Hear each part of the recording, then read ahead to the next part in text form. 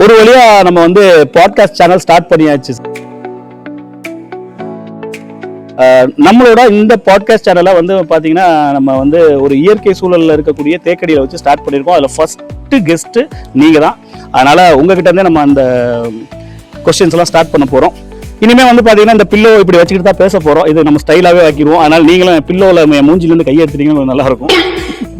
சங்கிலி விக்ரமகுமார், டாக்டர் சங்கிலி விக்ரமகுமாரா எப்படி மாறினார், எப்படி வந்தார், அதை பத்தி கொஞ்சம் சொல்லுங்க. கண்டிப்பா. எனக்கு வந்து முதல்ல உங்களுக்கு ஒரு வாழ்த்துக்கள், பாட்காஸ்டுக்கு வாழ்த்துக்கள். முதல்ல இன்வைட் பண்ணதுக்கு நன்றிகள் கோடி.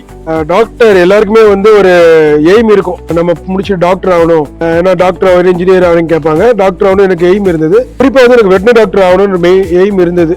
ஏன்னா வந்து எனக்கு பேஷன் டுவர்ட்ஸ் அனிமல் அப்படின்னு எல்லாரும் மாதிரி சொல்ல விரும்பல.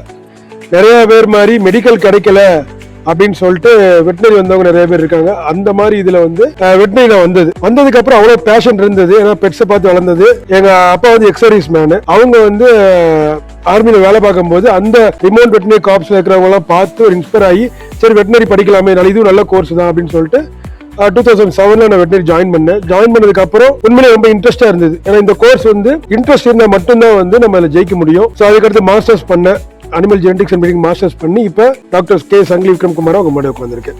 சூப்பருங்க, ரொம்ப அருமையா சொன்னீங்க. சில பேர் பார்த்தீங்கன்னா இதுக்குன்னே சின்ன வயசுல இருந்து படிக்க ஆரம்பிப்பாங்க. ரொம்ப டெடிகேஷனா நான் வந்து ஒரு டாக்டர் ஆகணும், வெட்டினரி டாக்டர் ஆகணும், நிறைய மெனக்கெட்டு படிச்சிருப்பாங்க, அப்படிலாம் இருக்கும். பட் அதெல்லாம் தாண்டி நீங்க வந்து ஒரே வார்த்தையா ஓப்பனா சொல்லிட்டீங்க, எனக்கு வந்து அதுல எல்லாம் பெரிய அளவு இன்ட்ரெஸ்ட்லாம் இருந்தது கிடையாதுங்க. ஏதோ ஒரு சூழ்நிலை காரணமா அதுக்குள்ள வந்தேன்.